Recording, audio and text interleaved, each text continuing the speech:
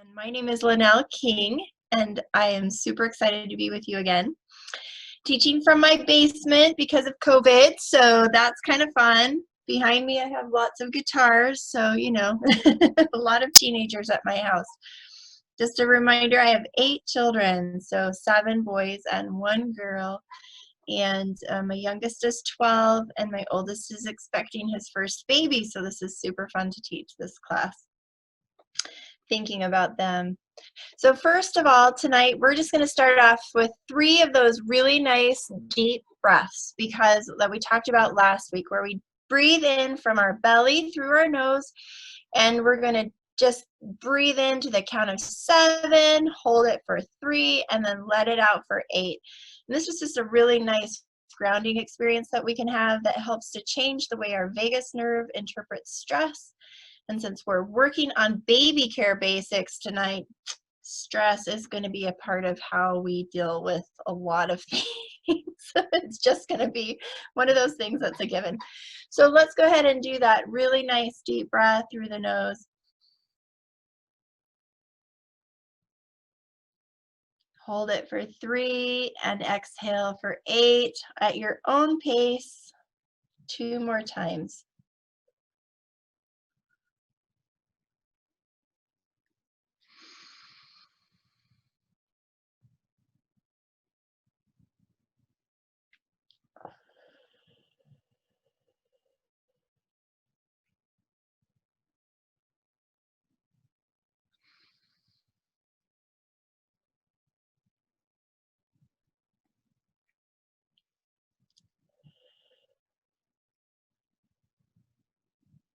Nice.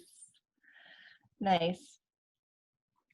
When we're talking about this class, bringing baby home and baby care basics, we're going to use this breathing technique all the time. And again, next week when we talk about discipline, positive discipline. Okay, so the 3 objectives of tonight, the 3 things that we're going to really make sure that we talk about are why babies suckle so much. We're going to review some of that because it is such a huge piece of our time with an infant. And then we're going to review safe breast milk and formula storage and formula prep. And all the things from burping to bathing a baby. So we're going to kind of talk about all the little pieces of baby care that that happen after a baby comes home. So one of the biggest surprises that we have when we bring a baby home is the intense amount of time it takes to care for an infant.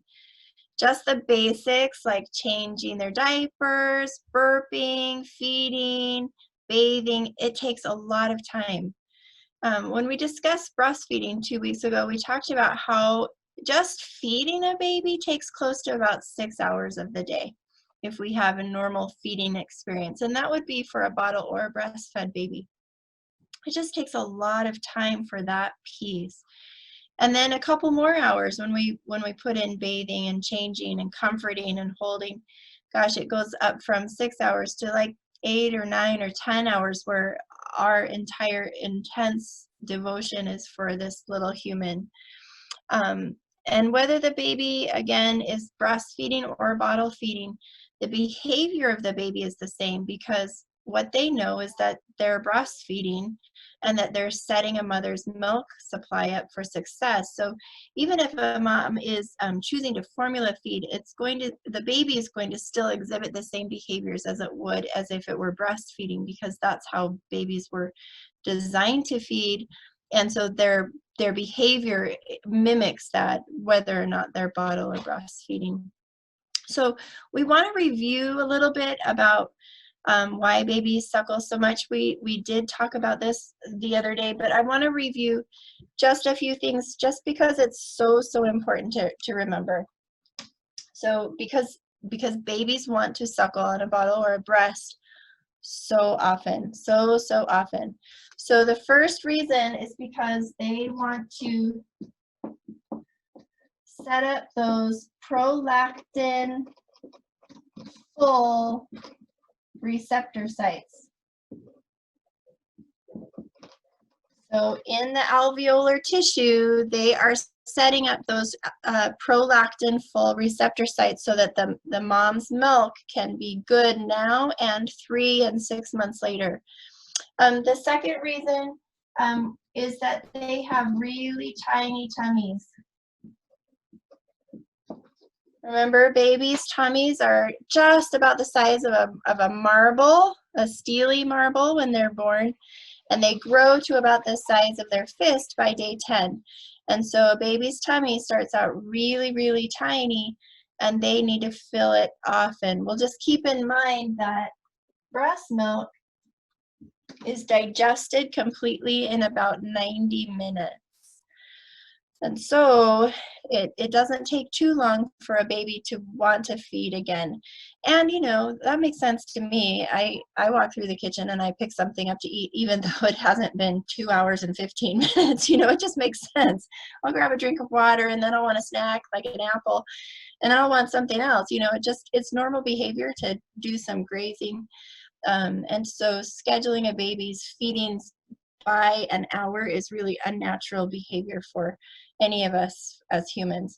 I do remember being in grade school and lunch was at like 11:15, and I always thought, oh, that feels so early. And then I was in high school and lunch was at 1:40 or something because I had the last lunch, and I was like, where's our lunch? You know, so really having a scheduled time, you know, we do that in America, but it's not necessarily biologically correct for an infant. So to expect a baby to go by an hourly thing isn't right. But what we do know is that babies really do develop rhythms, right?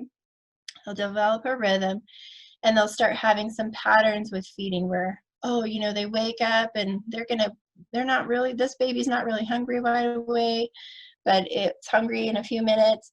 Whereas the next baby might wake up and be like, oh my gosh, where is my food? Like, I definitely have teenagers that are like that, right? Some that are like, do not feed me breakfast or talk about breakfast to me. And others that wake up going, okay, where is breakfast? What is breakfast? And what are you planning for dinner? So there's just a real difference in human behavior that way. Okay, so the third reason that babies really want to continue to suckle so much when they come home is that, remember, they've been doing suck and swallow in utero, and now they need to learn to do suck, swallow, and breathe. And how breathing really is, you know, a learned response, and they can do that. But then once they're feeding, they have to coordinate all 3 things. Really cool though that a mom's body will produce that first milk called colostrum, which is our premium awesome milk full of all the antibodies in it, and it is so incredibly full, and that it speaks, colostrum is really cool because it speaks to our microbiome. So I want to just talk to you about that for just a second. Here is our gut, like the intestines of our gut. And inside our gut is a whole bunch of what's called villi. And these villi kind of wave inside of our intestines. And all of the nutrient absorption comes along here and comes up and over. And that villi is where the absorption of nutrients happens. Well, in breastfed babies, we know that villi is very long, and so absorption of nutrients occurs along very long villi, and so there's a lot of really good absorption.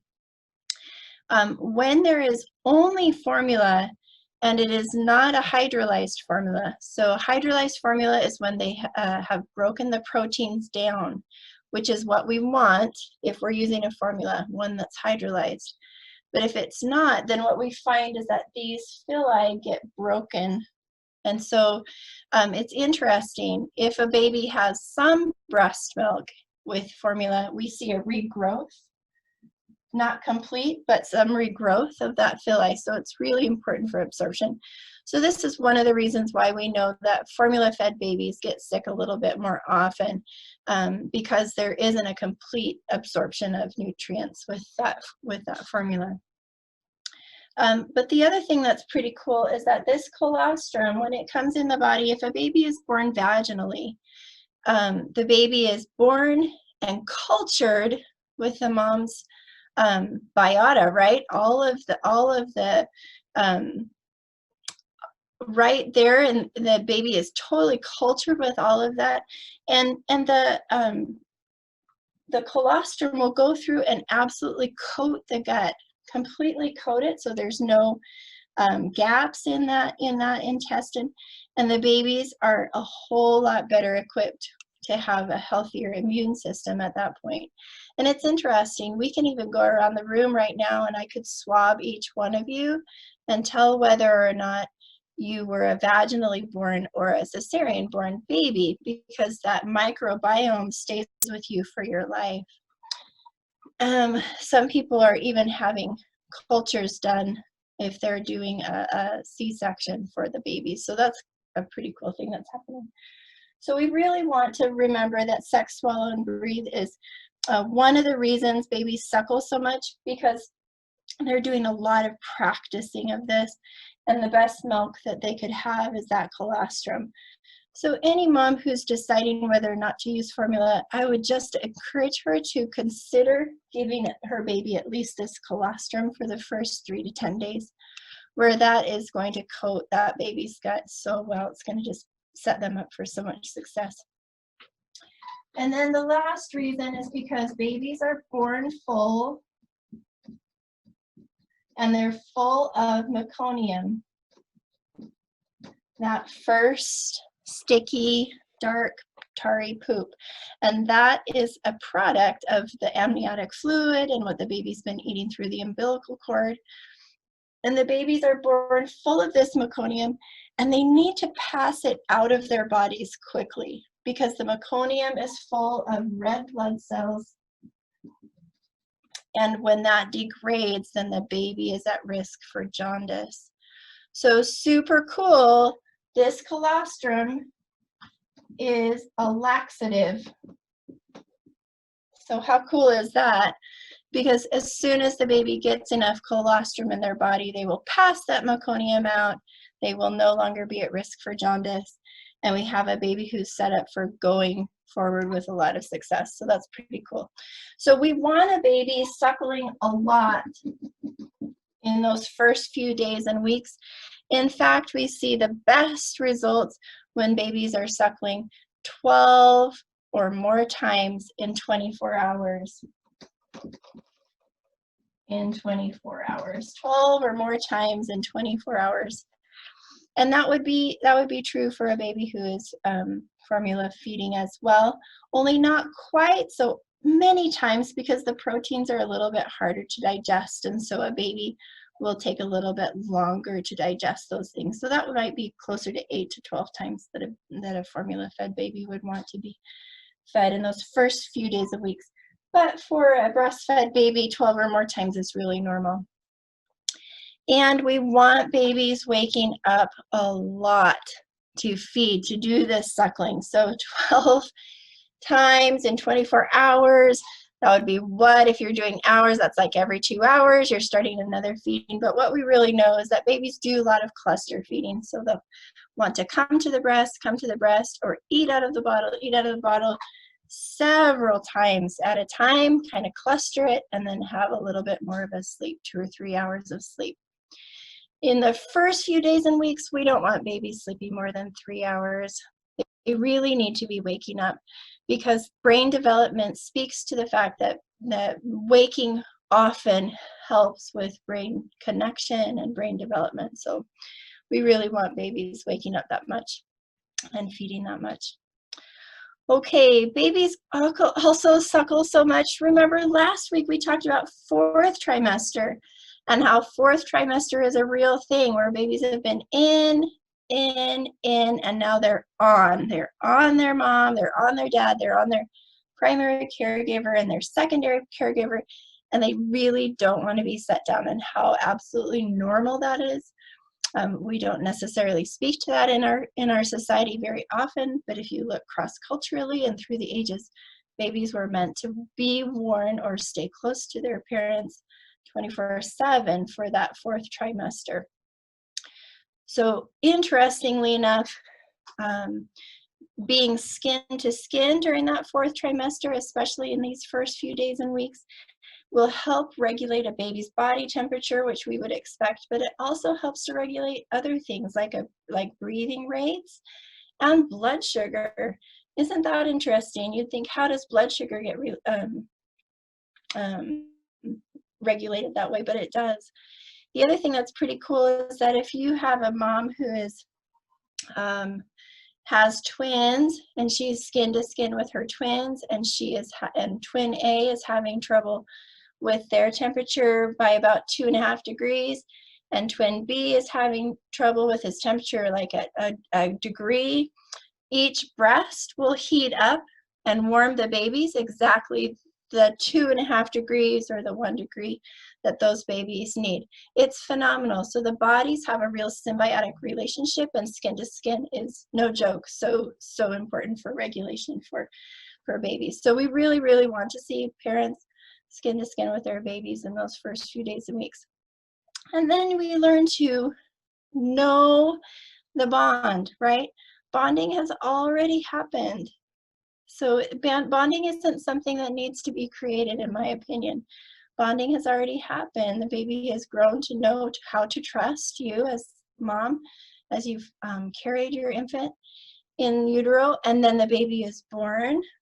And when they're skin to skin and they're held close in that 4th trimester, that bonding continues on, which is pretty cool, especially when we think psychologically for the long term of an infant growing into a young child, that trust is so incredibly important as a first emotion to have very well established. So it's pretty cool to be thinking about how just having a baby skin to skin supports that in so many ways. Okay, we're going to move on to our next piece,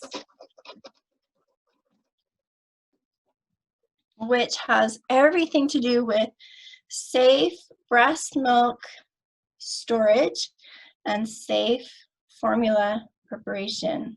Okay, so let's talk about that. First of all, if we're talking about breast milk, we're going to be talking about pumping, right? So lots of women who go back to school or go back to work need to pump. Other women who want to step out for a date or for shopping will choose to pump. So pumping is quite well known culturally in the US. And so let's talk about that just a little bit. There's lots of options on the market, and so I'm going to show you a couple. One is hand expression. Here's my handy dandy nylon breast again. And it's just important to review hand expression because people, moms, you know, we're going to be out and about, and maybe we don't have a pump, and maybe the baby is asleep, and we might need to pump for various reasons. I did have a phone call just a year ago or so where a mom was up skiing, and so she obviously had left her baby at home with lots of pumped breast milk, but she completely forgot about her own care, and she called me. She's like, it's been 3.5 hours and I'm dying. What do I do? I said, oh gosh, you remember hand expression. She's like, oh yes, of course. So hand expression can come in handy. Okay, so with hand expression on the breast tissue, we're going to press. Remember from our physiology talk, there's nothing here. This is just delivery in the nipple. The mammary glands are back here in the breast tissue, way back in this space behind the alveolar tissue. And so we're going to want to place our hands back and press back towards the chest wall and squeeze, and then bring our hand forward. And then move our hand around. So back, squeeze, and forward. And I guarantee in the beginning, for most of us, nothing will happen. Okay, well, don't get discouraged. You just have to keep going around. We haven't ever done this before. Like, it's kind of random, right? So just don't be afraid to just kind of go around around like a clock, and you will find a sweet spot where things will start to flow. Now, if we're talking hand expression in the first few 3 days, remember that's colostrum, and one of the qualities of colostrum is it's very thick, and there's not very much of it. So collecting colostrum would be more like collecting it with a spoon, like a teaspoon, and you'll see just little drops that bead up here on the ends, and you'll just collect those drops. Those drops of colostrum are called in many places liquid gold because it's so power-packed with all those immunities. So if we have milk established post 3 days, post that 72 hours when you go around and hand express, you're going to have streams of milk that will come out. And you'll collect that. Usually it's easy to collect that in a bowl and then just dump that into a bottle, because collecting it in a bottle with a narrow neck just doesn't work for everybody. Another really cool product that's out on the market right now is called the Haka. I absolutely recommend this to most moms because it's such a great, phenomenal product. It's not necessarily a pump, but when you are nursing a baby on one side, one breast, most of the time for most women there's leaking on the other side, and that milk will go to waste, and we don't want to waste it. So this is a Haka. This is silicone breast pump is what it's called, and all you do is squeeze it like this and attach it to the breast tissue, and this will stay squeezed until the milk comes out, and it will fill with milk and open up like this. Now, moms can oftentimes collect a good ounce or something, half an ounce or an ounce just sitting there. Some moms never ever leak, like me. I never had a leaking issue, and that does not mean that anything is wrong with you. It doesn't mean that you can't feed your babies or that you don't have enough milk. It just means that your body just doesn't leak. So for me, this would not be a tool that I would have used, but I cannot tell you, most moms, this is a tool that they really, really like. So that's kind of cool. The other pumps that we have out are electric pumps, and insurance through the Affordable Care Act is paying for pumps for moms, and so you can get a nice electric pump to use. Most moms who are going back to school or work need an electric pump that plugs into the wall, not something that's a battery pump. We need one that plugs into the wall because we need the suction to be just enough to keep your milk supply up. So please look for that. Some of the most popular pumps right out there right now that moms love are the Spectra 2. That seems to be a nice gentle pump. The Medela has been around forever. The Amida has been around forever. And now there's a Zoomy that's coming in that Norco here locally is carrying for moms, and I went to an in-service on that. It's a pretty good pump. I really like it. I haven't had so much experience with it, but the way that it works looks really good. So the Zomi through WIC will be providing Zomi pumps through Norco, and those other pumps are available. Okay, so one thing that's in common with all pumps, no matter what you choose, is the flange size. People always have questions about, I don't know what flange size to get to fit on my breast tissue. So I'm going to share the screen. This is a really nice infographic about how to look at flange sizes for any pump that you might get. Okay, so this is what we need to look. This is from the Spectra company. There's lots of flange sizes. This one seemed really, really easy to look at and to be able to understand how to do this. Can you see my pointer here, my arrow? Okay, so remember, this is our areola, this is our nipple. We're going to be measuring this space right around the nipple to get the best results, to know how to find the right flange. So we're going to come down here and look here. There's a nice guide that tells you how to measure. And the reason is because if you have the wrong flange size, you will have painful nipples. So this flange size is too large. It's going to increase the amount of areola that goes into the flange when you're pumping, and it's going to be painful. This one obviously is too small. That nipple is going to just mash against the sides of that flange and rub right there, and that too is going to be painful.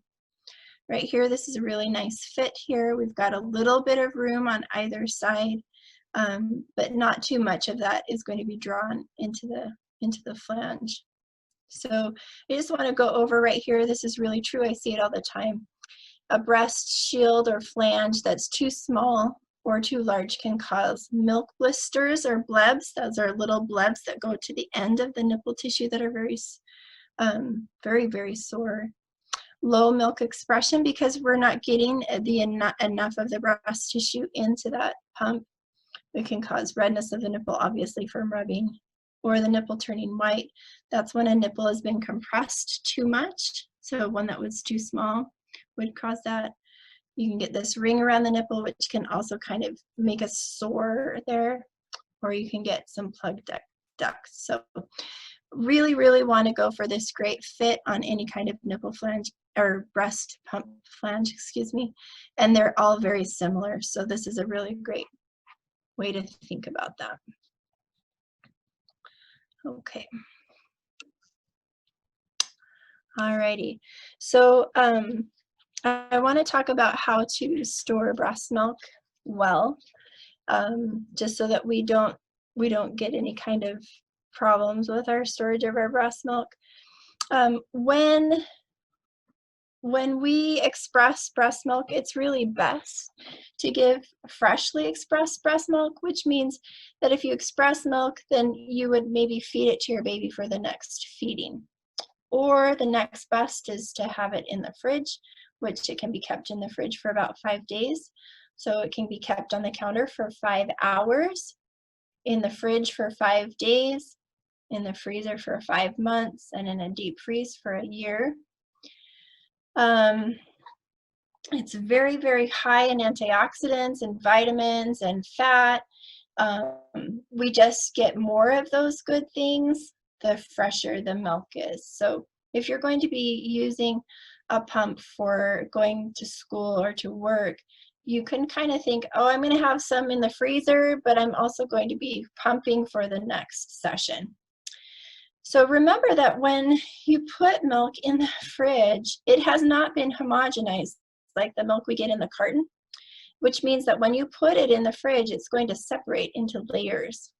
So you're going to have a fat layer that's going to come across the top, and then you're going to have clearer milk at the bottom, and that's all fine. It's also interesting to note that milk comes in many colors depending on what the mom is eating. So for example, when I went to the Denver Milk Bank, I saw milk in kind of orange, yellow, white, green, and blue, and that's all normal. It just depends on physiology of the mom. So when you have the milk that's been separated, which is really normal, you just want to gently swirl that bottle around to mix the layers of milk before you feed it to the baby. We don't ever want to vigorously shake breast milk. It can damage some of the milk's nutritional and protective compounds, so we just don't want to do that. And when your baby feeds on expressed breast milk from a cup or from a bottle, bacteria from his mouth can naturally end up back in the milk, right? So we want to feed a baby partially drunk milk within about 2 hours from his initial feed. So to avoid wasting breast milk, we always say, hey, store it in small amounts. Don't put 6 ounces of milk in a bag. Store it in something like 2 ounces at a time. We want to make sure that breast milk is stored in those bags that are BPA free. We don't really want to store them in the bottles. The bags just make it so much easier to stack in the freezer. And we also want to know that if you have some pumped breast milk in the fridge and you want to add to it, maybe you just got another ½ an ounce and you're like, oh, I really want to add that too. That's perfectly fine, but you need to refrigerate that first, the freshly pumped milk, before you add it to the next milk, okay? So make sure it's cold to cold, not body temperature to cold. And we also want to store breast milk in the furthest back on the top shelf of the fridge or right over the vegetable compartment where the temperature is really nice and steady. We don't want to put it on the door. Let's talk about the fact that just, we don't want to have a learning curve here, but breast milk expands just like water expands when it freezes. So don't fill a bottle, again, a bag all the way up or you'll spill some. Remember to date and put a time on breast milk because remember breast milk is changing through the day, and especially evening pumps, we have melatonin loads and we want to keep babies' sleep cycles continuing to develop. So to put a time and a date on the breast milk was really a good idea. Also, here's how you warm it. So here you have your cold frozen milk. You want to put it in like a coffee mug or a bowl of warm water to bring it up to body temperature.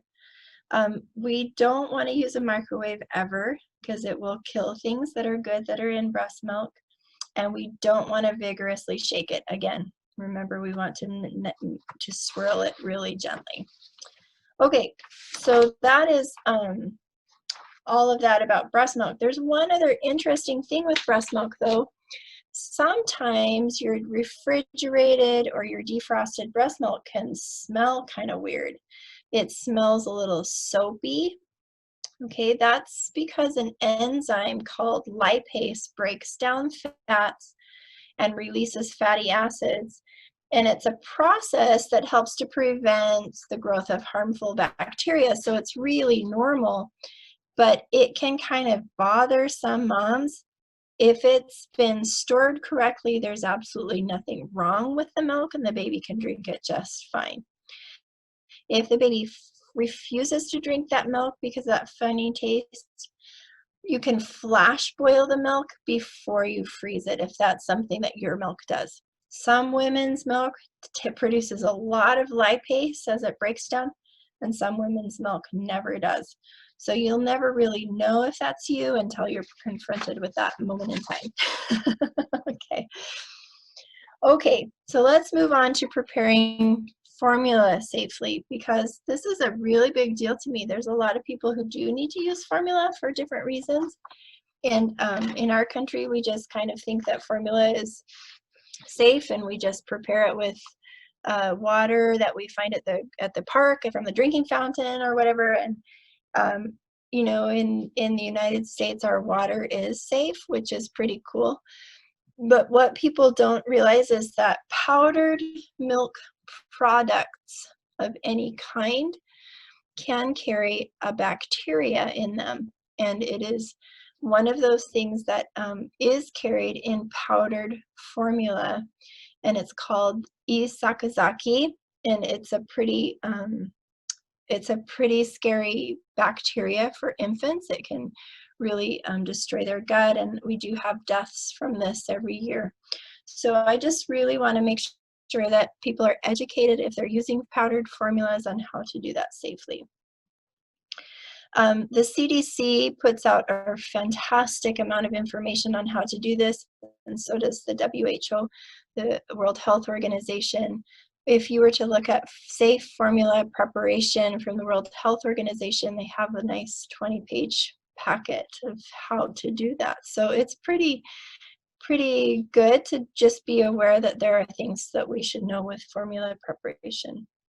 Okay, the first thing is that before you prepare a formula for your baby, you really need to have your bottle apart and your hands very clean. So you'll need to wash well, and then you'll need to make sure that the bottle parts are sterilized. You want to use water from a safe source to feed your baby formula, of course. And you always need to make sure that you are using the correct amount of formula. A little bit too, if you don't have enough formula, we won't have the nutritional density that we need. And if we use too much formula compared to the water, the the baby's kidneys can have a hard time to digesting this. They could just work too hard, and the kidneys can work too hard, and they can get dehydrated. If your baby's younger than 3 months, that 4th trimester, or if they've been compromised at all, it's really a good idea to invest in pre-made formula, the liquid formula, because you know you're not going to run into this safety factor with the Chronobacter or E. sakazaki. So I'm going to read one thing here about Chronobacter, or that E. sakazaki I was talking about. It can be caused by germs in infant formula. It's rare but serious infection that can be caused by germs. In most cases, it is safe to mix powdered infant formula following the manufacturer's instruction. But if your baby is very young, or was born prematurely, or has a weakened immune system, you probably need to take extra precautions.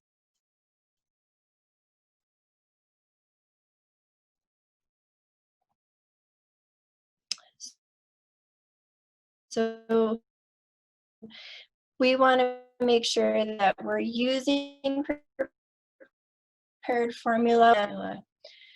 The way that we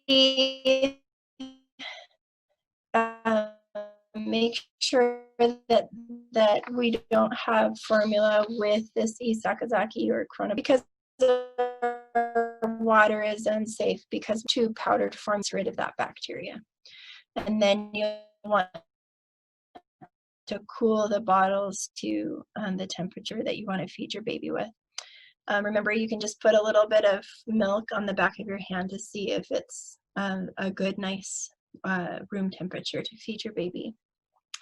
The other thing to remember is that babies who are formula fed, even though formulas nowadays have vitamin D in them, if your baby is drinking less than about 32 ounces of milk a day, they'll need an additional amount of vitamin D. So 32 ounces is a lot.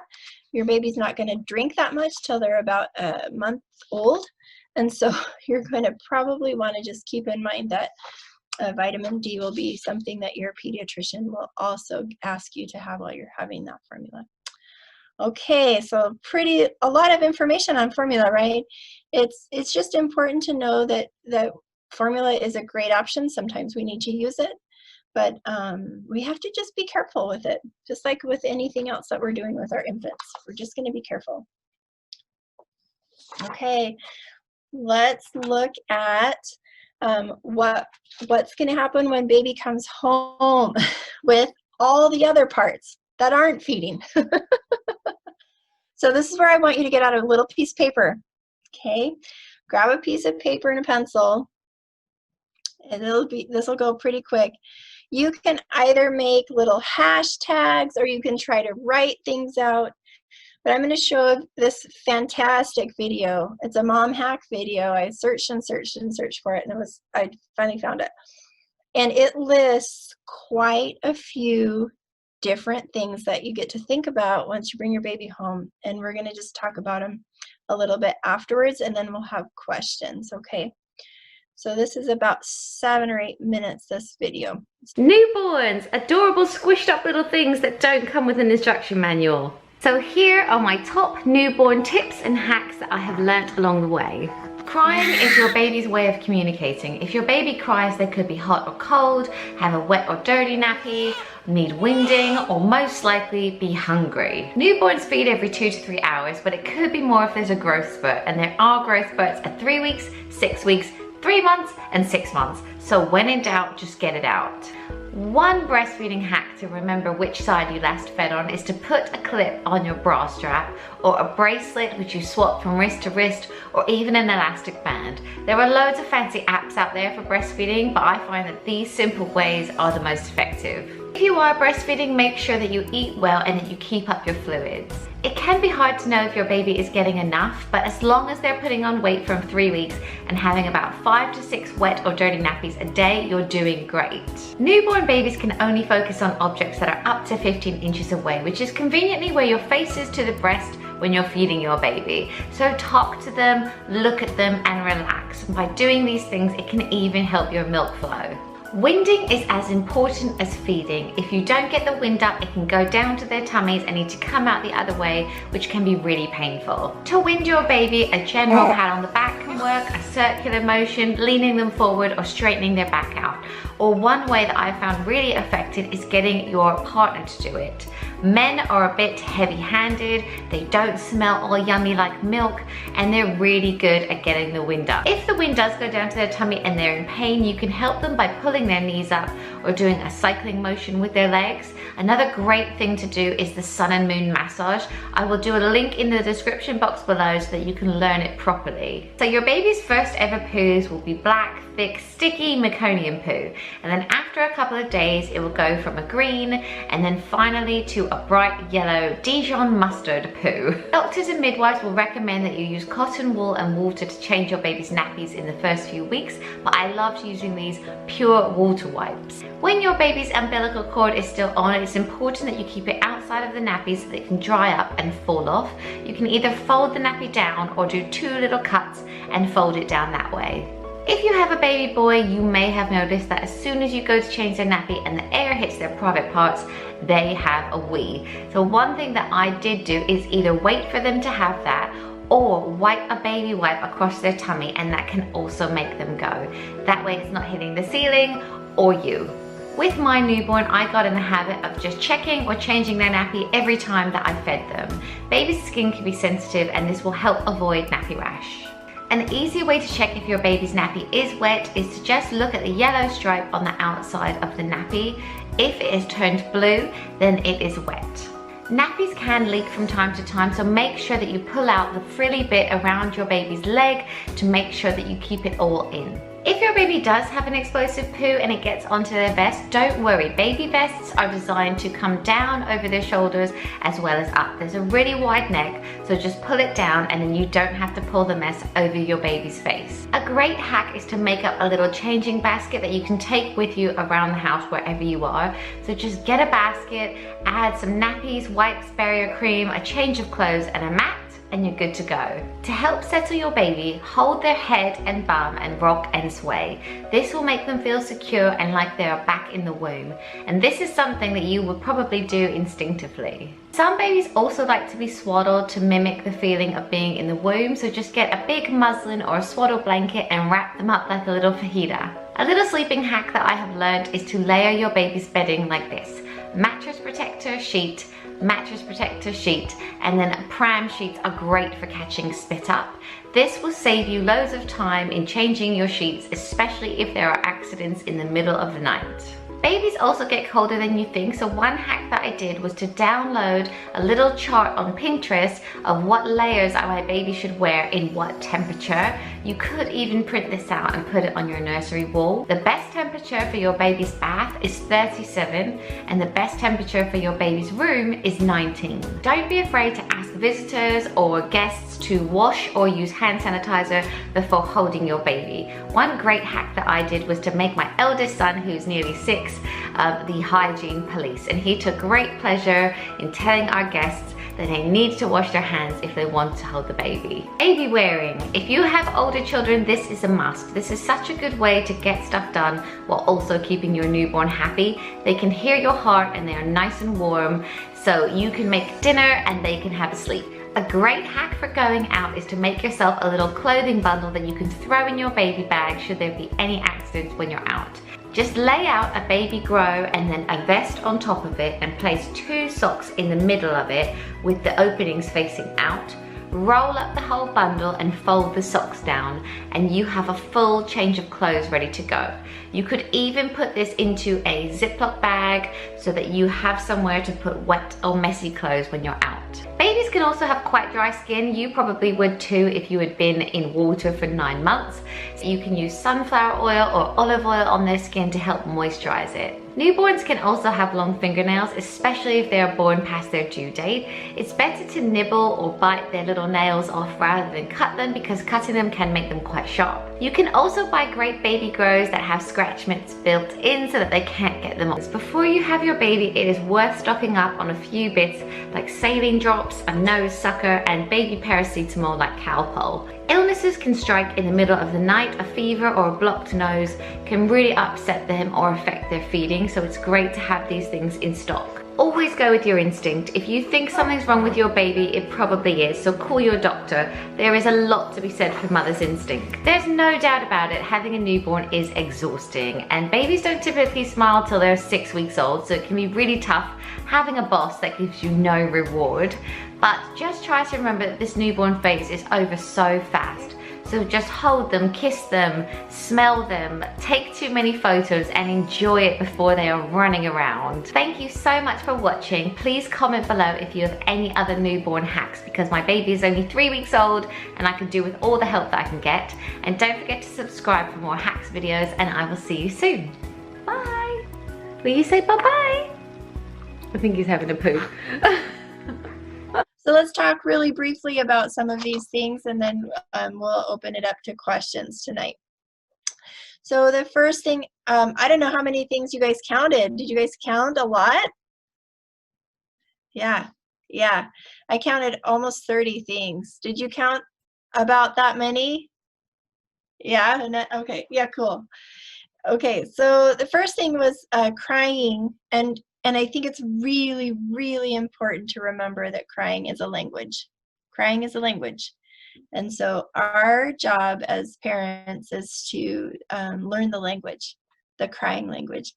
And it's fascinating. You will have your baby for a few days and you'll start to notice, oh, this is a I need my diaper changed cry. Oh, this is a tired cry. Oh, this is I need to eat cry. And it's not just to annoy us, it's really a language, and it's our job as parents to figure that language out. Winding or burping a baby, so cool to hear. One of the ways that I like to hold a baby is on my lap and have my knee right here on the baby, and then be able to burp the baby this way. Burping is interesting for a breastfeeding baby. Breastfeeding is a closed system, and so sometimes breastfeeding babies don't burp at all, and so that's not something that is alarming. It's something that can be normal. But here's what we need to notice. If a baby's been crying before they eat by bottle or by breast, here's the air while they're crying will get into their system, and then when they eat, the milk will go on top of it. And so that's why a baby might want to be burped in between, not just at the end of a feeding, but maybe halfway through. That can help that air to come up a little bit better if a baby's been crying. And then she talked about putting something like a clip or a bracelet or something to know which side to nurse on. A lot of moms do that. They'll watch an app, or they'll just feel themselves. You'll feel like, oh my gosh, this side is a little heavier. I need to breastfeed starting here today or at this moment, and then go to the other side. That's really normal too. There's no really one right way to know which side to offer first. It's very malleable. So most moms will get that feeling. But to remember that around 12 weeks, our milk supplies change. Remember, we go to a very efficient system, and the body will stop storing milk in the breasts, and so it will only give milk when asked for. So feeling a breast around 12 to 16 weeks will be very different than feeling a breast at 5, 6, 10 days, where you're not going to feel so full. Doesn't mean your milk supply has gone. It just means that your body is becoming more efficient. Remember to know if a baby's getting enough milk. On day 1,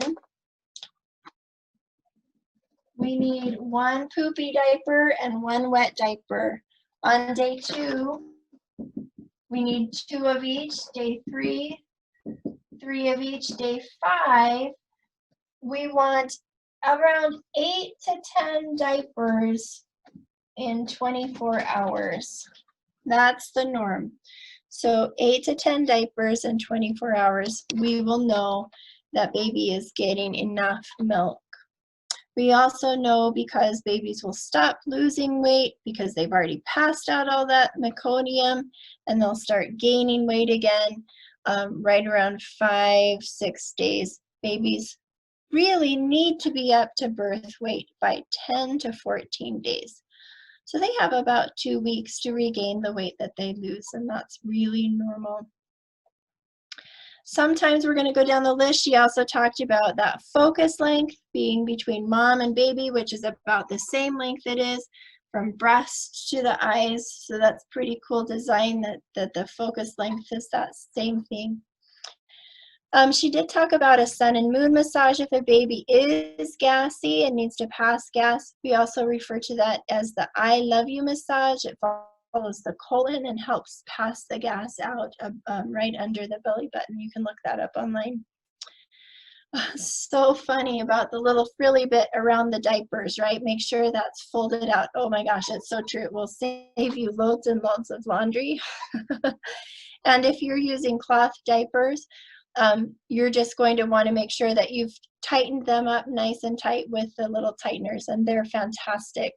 There is a really nice cloth diaper bank here in the Treasure Valley that people can have access to, and it's fantastic as well. So you know, think about that as well. A lot of people use wipes from the grocery store, but it's also or from the store, but it's really easy to make your own wipes for babies. Just a little bit of flannel squares. A lot of moms will make those during pregnancy to have on hand and just get them wet and keep them in a little Ziploc bag. Cord care, she kind of went over cord care to make sure that it stays dry. We used to be told to put alcohol on them, and we are not told that anymore. We just want the air to get to them. So just let them air out and they'll fall off, you know, usually before 10 days or so. So that would mean before a baby's cord comes off, we don't do a lot of bathing. We'll do wipe down bathing, but we won't do a submerged bathing before that cord comes off. Same thing for a little boy. If a mom decides to have that little boy circumcised, on the diaper itself, you'll want to put some Vaseline so the little boy's penis does not stick to the diaper. That sore there will be oozy and it will stick to the diaper and will be painful for the baby when you have to kind of peel that away. So keep a little Vaseline on that baby's penis and also on the diaper front. That will help a lot with circ care. Oh, she made that little basket for changing a baby.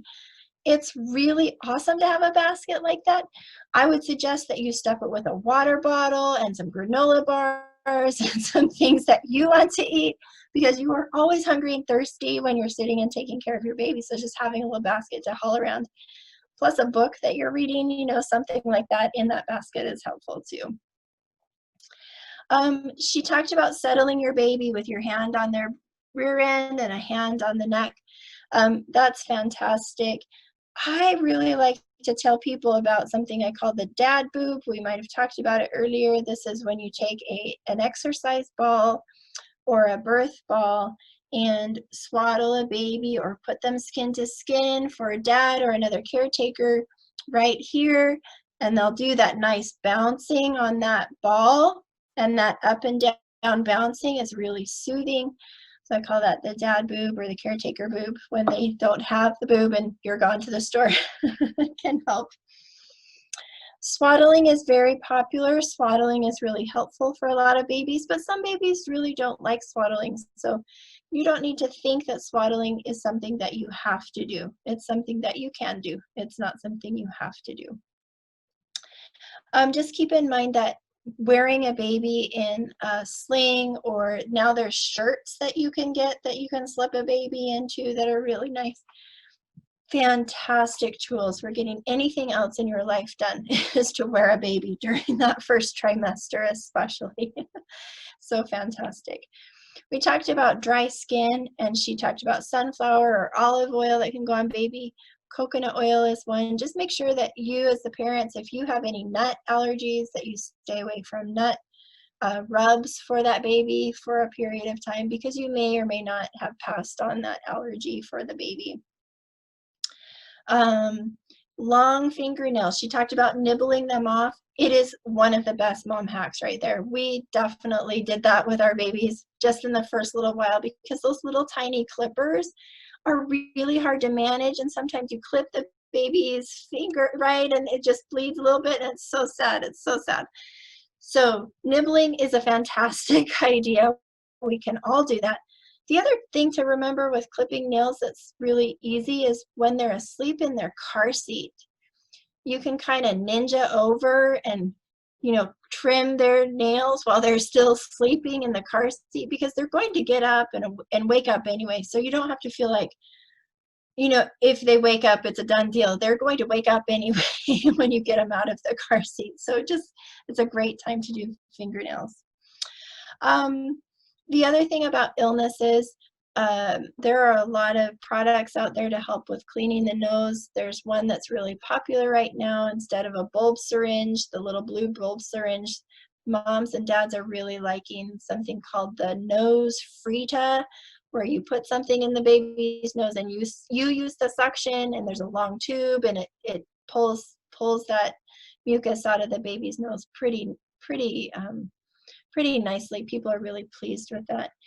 And the other thing to keep in mind is that Tylenol and ibuprofen are not recommended for infants anymore, so we want to really make sure that they do use it occasionally for different kinds of surgeries and that, but not just right away. So it's good to have something on hand, but you'll want to check with your primary care provider for when to use that.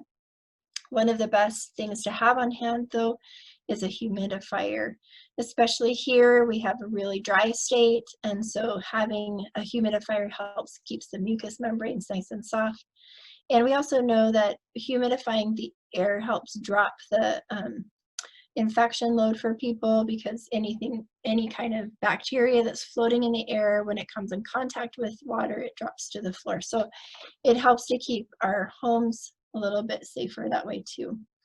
And the very, very most important thing, I think she said, is, oh gosh, hang on to your mother's instinct. That is absolutely true.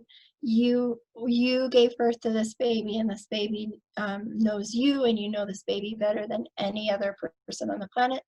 And so really, really give a grace for your mother's instinct to have a voice. I really, really appreciate hearing her say that. It's one of the reasons I love that video.